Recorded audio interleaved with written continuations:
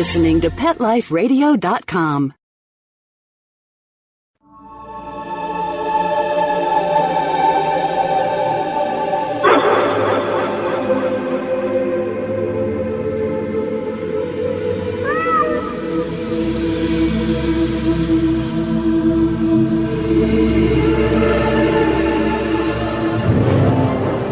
Hello, everybody, and welcome to Alive Again. Our show is about animal life after death and pet reincarnation. I certainly appreciate all of you global members who are waking up and having your cappuccinos and listening to us, or on your treadmill and still listening to us, because these podcasts are archives and there's no excuse whatsoever for you not to be able to listen to them. So do take your time to go back through all the shows and see if there's a subject you like. If you don't find one, then you can just write us, Brent, at PetLifeRadio.com, and we'll look at your suggestions and review your questions and see if there's a good show topic in there, or suggest your own. And my co-host is... Hello everyone, my name is Coco and I'm from Australia. So from one side of the world to the other, we've got it covered. Now today, we're going to do a topic that you probably need to get your Kleenex out. We're going to talk about memory moments. This subject is about, can an animal or does an animal know when they're sick or just before death that they're going to transition? Now, in my book, Animal Reincarnation, we talk about memory moments. And memory moments are when a pet is going to die, and they do know they are going to die prior to the transitional process. These memory moments are times or activities that your pet will display to you and for you so that it's always remembered in your heart. And at that time, you might not know it. Like, for instance, the first time my dog passed, I was sitting there and I could see he was sitting and staring out the doors. And I kept going, why is he doing that? And inside my head, I heard, well, he's remembering Earth for the last time. And I went, ooh, this isn't good. This means that she's not going to be here long. And I heard he's memorizing Earth. Well, Electra passed within a few days of that, and factually she was sitting there memorizing Earth. When my second dog did it, my Labrador, I knew that that's what Remedy was doing. When he was laying and just staring out the windows, I knew that he was memorizing his earthly surroundings before he crossed to the Rainbow Bridge. So today we have several guests that are going to share their memory moments with us. And Coco, we'll let you start with yours and Joey's. Hello everybody. As Brent said, yes, we will all need tissues because tissues will certainly be mopping up the tears. Memory moments sometimes can be really emotional. For me, it certainly was. I remember quite clearly the night before Joey was going to the vet for surgery. It was a routine operation, so we thought. And I was sitting on the couch with him, just patting him, and he was staring at me intensely. He did not lay down like he normally would. He'd lie down and cuddle up next to me. He sat there and he kept on patting me on the arm until I turned to him and gave him a hug. And he continued to stare at me. And in my heart, in my head, I actually heard him say, and I thought I was quite crazy at the time, Mum, I'm going to die. And I burst into tears because I could sense that he was going to die, but I didn't want to believe it. I did. He was only 4.5. I'm thinking, no, he'll be fine. But he kept on staring, patting me, hugging me, and he did that the entire night until the next day when I took him to the vet. As we're going in the car, he sat in the seat looking at me for the entire time, and until I walked out of the vet, he kept on looking at me, and in my head I could hear, Mum, I'm going, Mum, I'm going. And later that afternoon, he did. And he passed away during the surgery? Yeah. So that's what a memory moment is. The sad part of it is it was a memory moment. The good part of it is it's your pet telling you, I love you, you're special, and get ready. After the sponsors break, we'll be right back with Dawn. Sit. Stay. We'll be right back after a short pause. Well, 4 to be exact.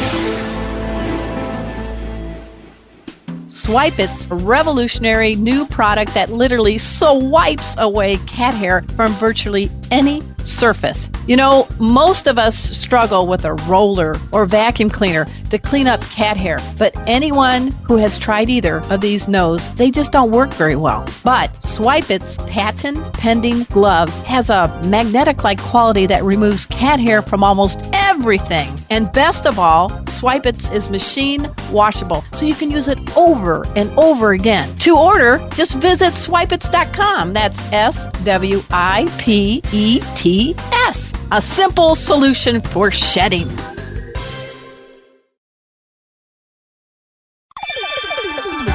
Let's Talk Pets on PetLifeRadio.com.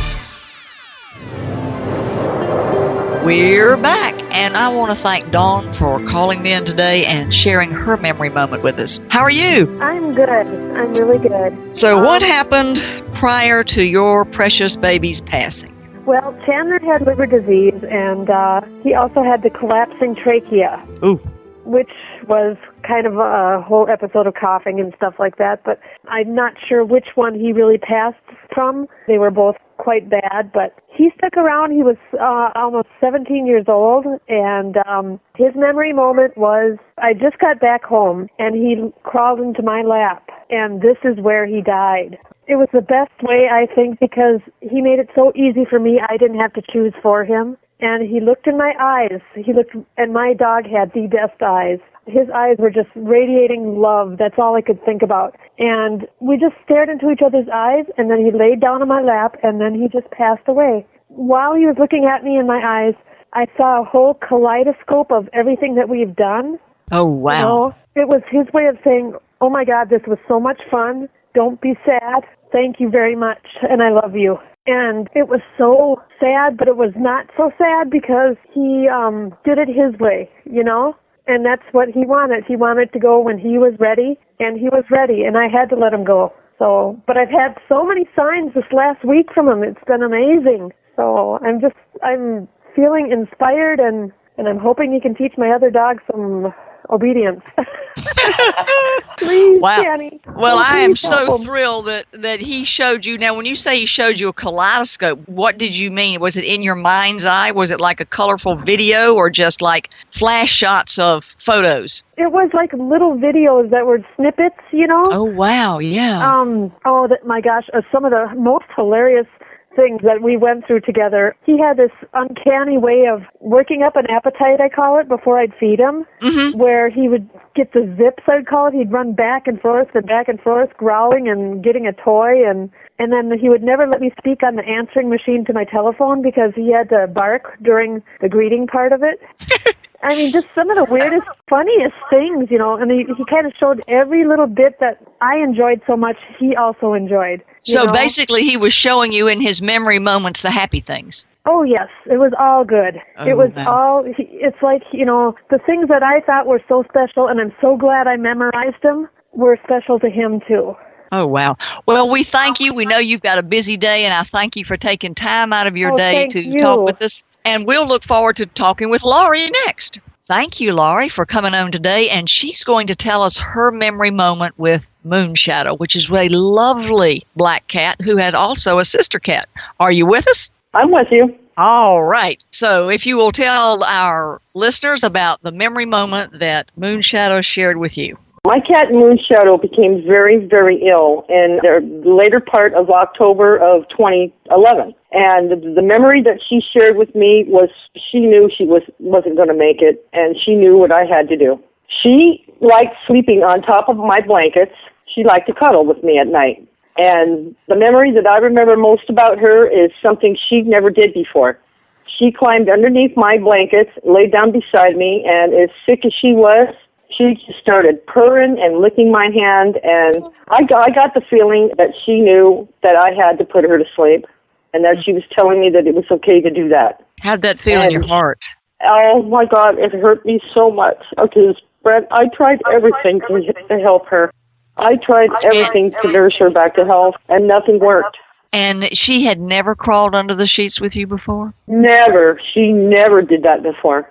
She was one of the cats that liked sleeping on top of the blankets. She liked to curl up either between my knees or right beside me. Well, folks who are listening, this is one of the examples that we want to give you that Laurie is sharing with us is your animal knows that they're going to transition and they will do something out of character. And that's one of the ways that you can recognize a memory moment. And we're going to thank Laurie for her time today because all the people who are helping us have busy schedules, and I am so grateful that each and every one, Laurie especially with her schedule, took time to help us today. And with that, we're going to move on and hear from Valerie. And with a wonderful Jack Russell named Benny, Valerie is taking time out of her day to share her memory moments before Benny crossed to the Rainbow Bridge. How are you today? Good. Thank you for having me. Oh, it's our pleasure.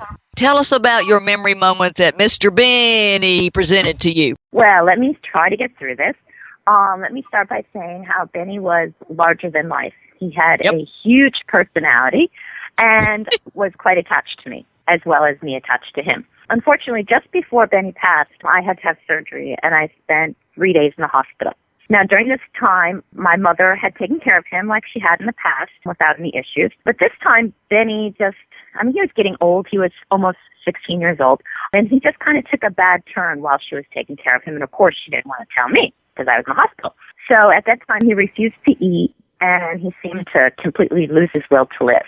When I returned, I looked into his eyes, and he just looked right back at me like to say, "I am so happy you are finally home." And then he had perked up a bit. He wasn't eating when I was gone, so I had hand-fed him some meatballs, and I just pleaded for him to live. So he ate some, but unfortunately he soon lost some coordination, and he was really unable to walk without help. Did he have a disease, Valerie? No, he didn't. Benny he seemed to have always been healthy. I kept him very active. However, at his advanced age, he seemed to be losing some of his coordination and some of the circulation in his legs. And I think it could have just been a lot of the weakness and stuff, too, because he really, really missed me. So at that point, by the time I came home and found him in the condition he was in, not that my mother didn't care for him, but he just wouldn't eat for her. So he became a little stronger, but like I said, he was no longer really able to keep himself upright. And unfortunately, I had had hip surgery, so I couldn't even bend. So my mother was taking him out and having to hold him up so he could go to the bathroom and everything like that. So it was getting very difficult.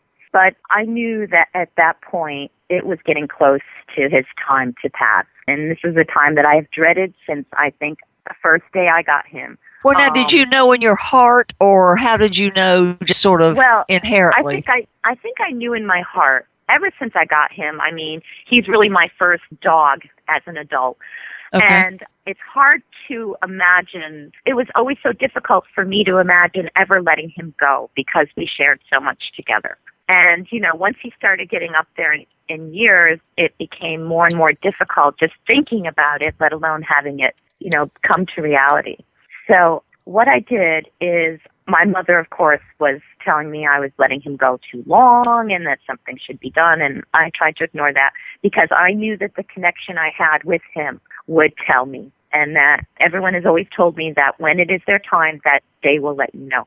So I got him to eat and stuff, but the night before, what made me make the decision was that night, which happened to be his last night in this life, I took him to bed with me and I placed him on my chest, and he lay there all night long. And as he lay there, I told him that it was okay for him to go and that I would always love him.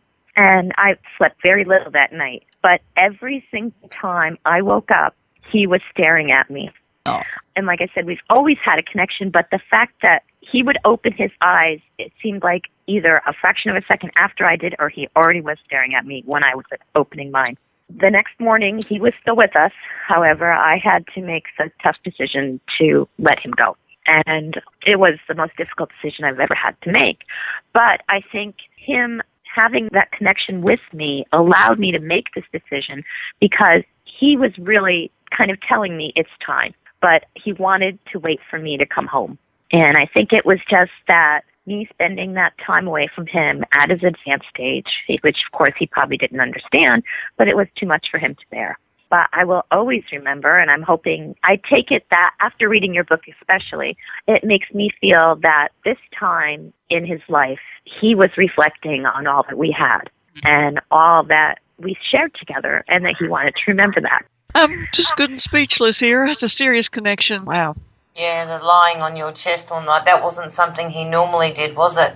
No, he would lay in bed with me, and he was one of those under-the-cover dogs, so he would always be under the covers, but generally he lay behind my knees. And he's one of these dogs that always had to touch you. I have 2 other Jack Russells that I don't have. I mean, I love them to death, but I certainly don't have that kind of connection with. And they're dogs that don't really care. They can go under the covers maybe, but they don't want to touch you.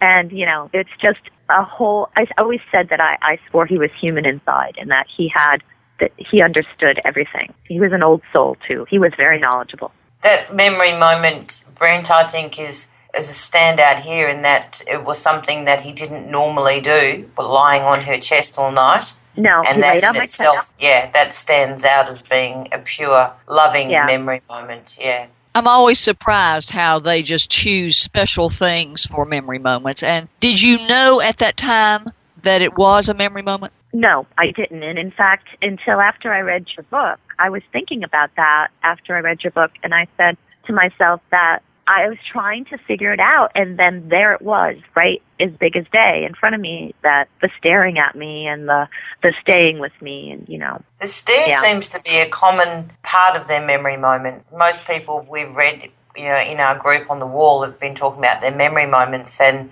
the phrase intense stare seems to be common in the thread, doesn't it? Yeah. But I think that it also depends on the animal. We're going to be having Carrie on from Australia, and she's going to share her horse's memory moment in just a little while. So that'll be interesting. And then, Valerie, we want to thank you for taking time out of your day to share Benny's memory moment, and we're going to move on to hear Michelle's about her cat. We'll be right back after we talk to our sponsors. Sit. Stay. We'll be right back after a short pause. Well, 4 to be exact. Hi, this is Tim Link, animal communicator and pet expert and host of Animal Rights on Pet Life Radio. Have you ever wanted to know what your pet is really thinking? Do you want to find out if they truly understand what you're trying to tell them? Ever wish you could build a better understanding and closer relationship with your pet? Well, now you can. Learning to communicate with animals is a 4-part on-demand workshop. In the workshop, you'll learn the essential techniques that are necessary to communicate with animals, including what is animal communication, breathing correctly to achieve the perfect state to communicate with your animals at a deeper level, using guided meditation exercises and method to communicate with animals, and how to send and receive information from your animals. So if you're wanting to learn how to communicate and connect with your animals at a deeper level, visit PetLifeRadio.com/workshop and purchase and download Learning to Communicate with Animals. You'll be glad you did. Hi, I'm Dr. Jeff Werber from Ask the Vets with Dr. Jeff here on Pet Life Radio. We want to hear from you. Listen in. We're on every Thursday, 1 o'clock Pacific Time, 4 o'clock Eastern Time here on PetLifeRadio.com. We are one of the only live shows on Pet Life Radio, and I'm here to answer your questions. So you can call in at 877-385-8882, or you can drop me an email to drjeff@PetLifeRadio.com, and hopefully we'll see you here on Thursdays. Let's talk pets. Let's talk pets On Pet Life Radio. Pet Life Radio. PetLifeRadio.com. We're back, and Michelle is with us today all the way from Dallas, Texas, to tell us about her cat's memory moments. Get your hankies out. This is a good one. Hey, Michelle, how are you doing? I'm good. How are you, Brent? Well, we're hoping we won't cry for yours. It's been one of those days today with the memory moments, and I think that your cat's memory moment to you was one of the most touching ones, literally, I've heard in a long time. So we're so excited that you're sharing the ways that she touched your heart before she passed to let you know she was passing. Thank you. What happened was we came home from the vet, and we were at home, and it was about 20 minutes before she passed away.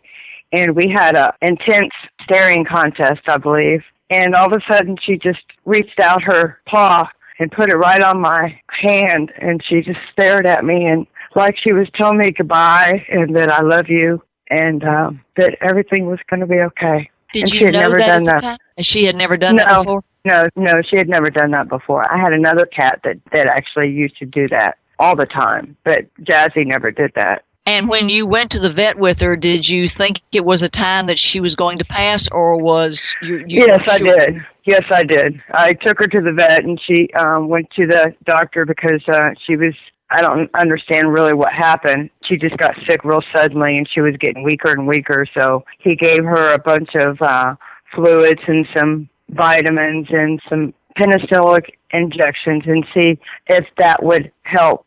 And the next few hours was going to be very critical. So I brought her home, and we just stayed together in my bedroom. And I thought she might pull through, but she got really, really weak. And so we sat on the bed together, and we were just sitting there talking and having a one-on-one. And she just looked in each other's eyes, and that's when she reached out her hand to me and put it on my hand.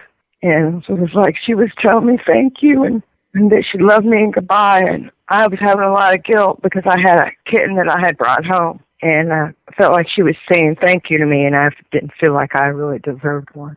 Wow. Did you feel anything else in your heart when she was staring at you? I just felt a lot of love. Well, I know you're on the clock today, and I appreciate you taking your time out of your busyness to stop and share your story. And I want to tell everyone that I think it's very interesting how each of the animals, have you noticed, have reached for their guardian's closeness. It's as if everyone is trying to establish a physical contact of closeness. Yes.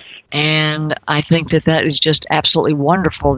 Did you hug her? Did she die in your arms, or did she pass away on her own? She didn't actually die in my arms. We were sitting right next to each other, and she didn't, make any noises. She was struggling to breathe, and she just stopped. And it happened so fast that I had to check to know for sure. But she wasn't in my arms. I held her for a long time in my arms, and then I'd put her down and let her rest, and I'd put her down, and it was back and forth like that. But no, she wasn't in my arms when she passed, but she was sitting right next to me. Did she tap you with her paw just before she drew her last breath? Yeah, it was about 10 minutes, I guess, before. Okay, well, thank you very much. We're going to speak with Carrie next, and she's going to share what her horse did when he created a memory moment. Thank you so very much, Michelle. Thank you. Bye-bye. Bye-bye. We're welcoming a fellow Australian to discuss her memory moment with her horse, Nemos, and would like to welcome Kerry on board. Hi, Kerry. Hi, Coco. We're looking forward because you have this big, beautiful black horse, folks, and she has a poster that helps spread awareness in animal reincarnation, so we're looking forward to hearing the intimate details of Most Wonderful Nemos. Well, my memory moment, the main memory moment that I have is of him, both of us riding towards the beach over a sand hill, and the sun was going down, and he felt really strong, and there was just an awareness that this was something special at this time of us being together. Now, you need to tell everybody how old he was. He was 30 years old. I had him from when he was 18 months old, so I had him a fair while. I broke him in. I bought him for $100, and I broke him in, and I rode him around the national park and on the beach, and just had a wonderful life with him. And there was another memory moment, you said, that when you brought him back? Well, after he died, I was falling asleep one night, and I had this real picture of me hugging Nemos in his paddock, and it was like in the middle of the day sort of thing. But since he's died, I feel him in the yard and the house. He spent a lot of time in the yard here with me over that time that I had him. So he was like a family member. Before he passed away, the moment with the sunset, how long before he passed away was that? 3 months. So prior to his passing away, was there anything closer to that time that actually made you think or made you aware that he was going to pass very soon? I had a dream about a horse that was his girlfriend about 10 years before, and she was coming to my house, and she was one street away. Her name was Mandy. So that made me think that even though he physically didn't look like he was deteriorating that fast, that there was something coming pretty soon. So she was coming in the dream to let you know she was coming to get her boyfriend? Yes, yes. Yeah. So she must have been his favourite girl. Oh. She was coming to greet him. So I had a big black horse that lived to be 32 years old. His name was Midnight. And he was down with arthritis, and they couldn't get him up, And one of my memory moments was I had taken him carrots and sugar, and I went in the stall and I called him Fweedykins. And if I get upset, I'm sorry. And I said, Sweetykins. He nuzzled me and he ate his carrots. And he ate his sugar out of my hand. And he was messy because he'd been laying down for 5 days. They couldn't get him up. They would churn him and they said if he keeps staying down like this, he's not going to live. And so I said, come on, Sweetykins, we're going to go eat. And so I let him out in the yard and in the pasture, and he ate grass. And he stood, and I said, we're going to give you a bath because you need a bath, you dirty boy. And he stood in the sunshine, and I bathed him. And he looked at me, and we went back in the stall, and I gave him hay, and I gave him food, and I said, now, Sweetykins, I'm going to be back tomorrow. You wait for me. And he looked at me, and he gave me that special name that he gave me. And the next morning, they called me, and they said he had passed. So he made a big effort for you there. I had 2 horses go within a month of each other here. I got a little horse in from Rendlesham, a place just up the road, and she was nearly dead. And she came to be Nemos's friend right at the end, and she had to be put down. Her people came to have a look at her, and she got up and she strutted around and she neighed at them, and that was the last time she seen them. So it's their goodbye. Yeah. She hadn't seen them for 6 months, and she made this supreme effort to say goodbye to them. I think that's what Sweetykins did. I think he made the effort to get up and to eat and show me everything's okay. Because it was. Yeah. Did your horse get put down, Brent, or did it just die himself? He passed. They called me and said they walked in the stall and he had passed. Yeah, well, Nemos and my girl, I had to have them both put down, and that's, I don't know, it makes you feel really guilty afterwards. That's something I don't handle that well. I can deal with afterlife and furthermore, but that I can't even say the words. Helping them, I know, is a humane thing to do, but I don't handle that concept well. It's heart-wrenching. Time stands still. So we want to thank you. Oh, Brent, thank you too. She had to get up, everybody. She had to get up bright and early this morning, bless her heart, to even help us on the show today. So. You've been a great help to me. I live in a very isolated area, and I found you online, and you got me through 3 difficult deaths. Hector, my dog, Nemos, and my girl. Well, you have gotten many of our members through many difficult times with your lovely comments and being there. And what we're talking about for any who are new listeners is we have a fabulous group on Facebook called Animal Life After Death and Reincarnation, and you can see that link in bold letters above our podcast on the radio station. We've got about almost 51,000 members now, so come on over and ask your heart's questions about animal life after death, and most of the people in our group stay because we help each other, we're there for each other, and then once we heal, we pass the love forward. So we ask you to join our group, ask your heart's questions, and if you want to talk to Carrie about your horse's death, then she's right there, and she's there to answer your questions, and she's one of the people who will help your heart heal. And thank you so very much, Carrie. Thank you, Brent. Thank you, Coco. Okay, and next we're going to listen to Linda's story about how her dog told her he was going to pass, and she had no idea. So here's a word from our sponsors. Sit. Stay. We'll be right back after a short pause. Well, 4 to be exact. Petco, where the pets go. Petco, where the pets go. Pet Life Radio has tail-wagging, fur-flying, fabulous deals for our listeners from Petco. Get $6 off your order of $60 or more and up to 40% off the entire Petco site. That's right. But that's not all. Because you're a Pet Life Radio listener, you'll also get free shipping on your order of $49 or more. $6 off, up to 40% off, and free shipping. From Pet Life Radio and Petco. To get these awesome deals, go to PetcoDeals.com. That's PetcoDeals.com. Petco, where the pets go.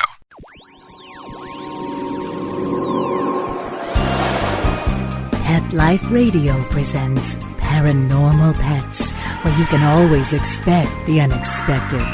Each week we'll discuss all aspects of weird or spiritual animal encounters, ghosts, totems, psychic animals, animal souls, animal angels, and animals in religion, with a little cryptozoology thrown in.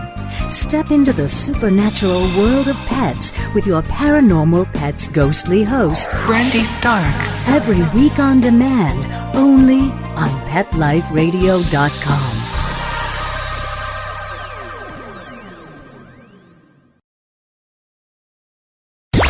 Let's talk pets. Let's talk pets On Pet Life Radio. Pet Life Radio. PetLifeRadio.com. And our last story, get ready for.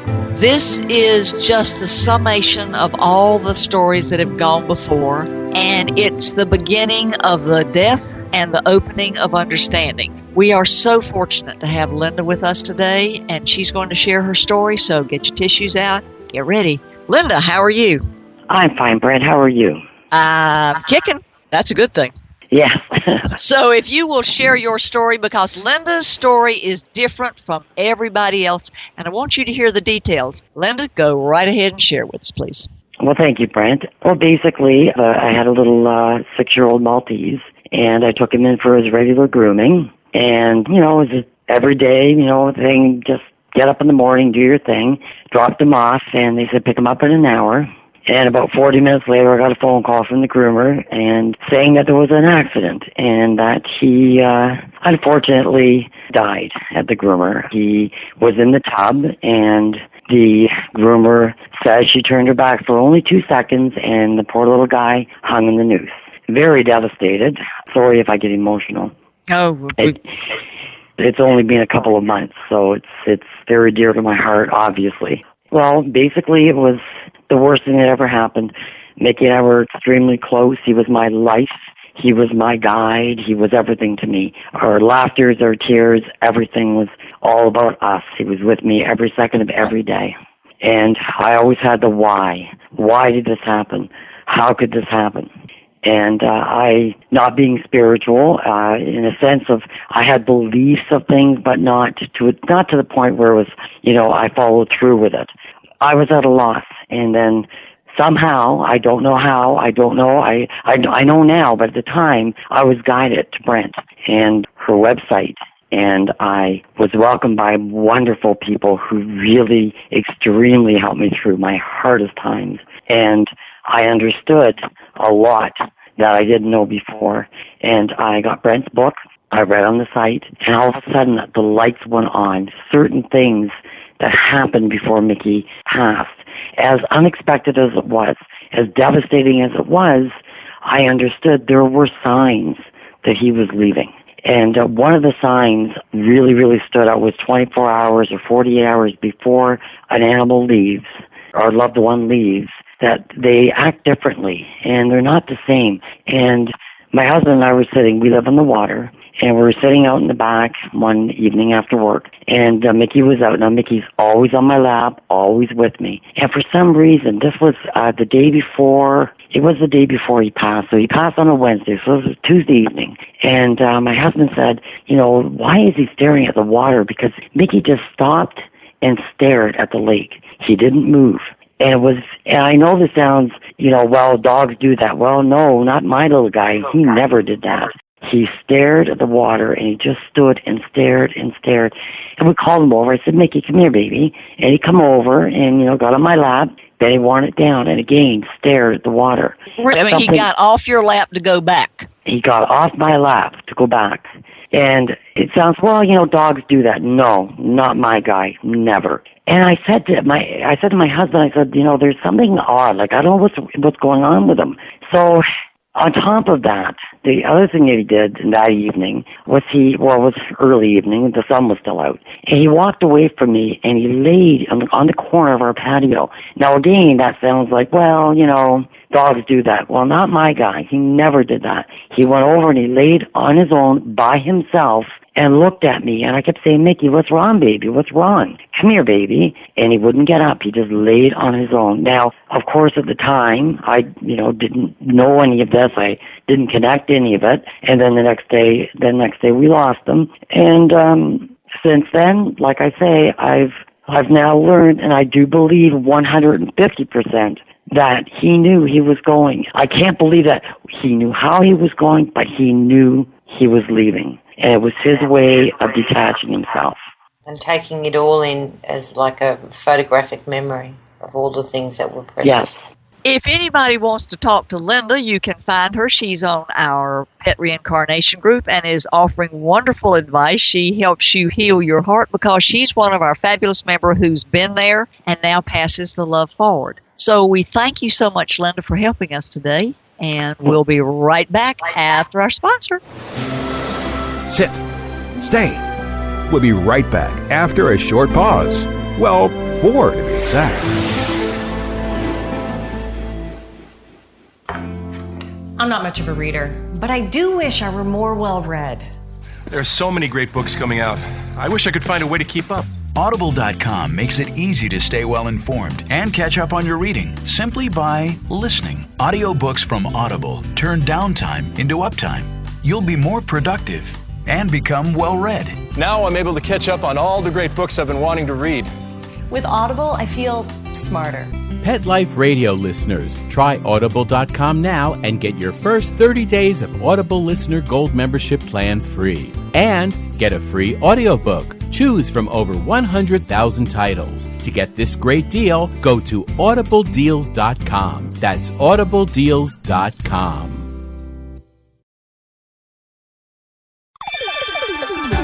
Let's Talk Pets on PetLifeRadio.com. Well, I hope everybody has learned what a memory moment is today. It's that extraordinary moment that an animal chooses to say thank you and to let you know inherently. Sometimes you'll know from our stories that people understood, and other times, like Linda, they really didn't know what was happening, but they knew it was different.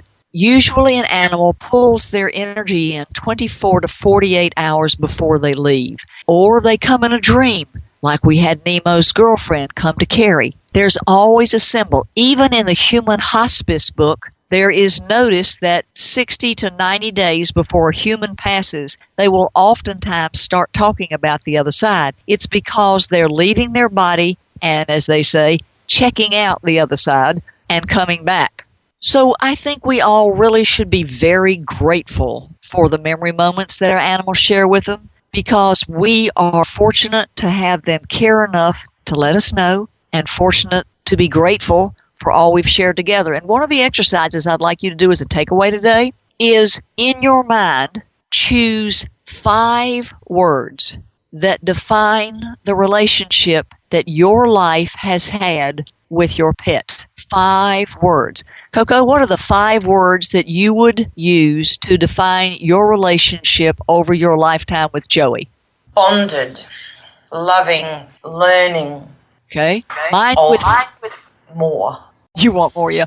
Friend and mine would be enlightening, educational, life-changing, loving, and definitely interesting. So take your time and think very carefully. What are the 5 words that you would describe and define your life with your pet?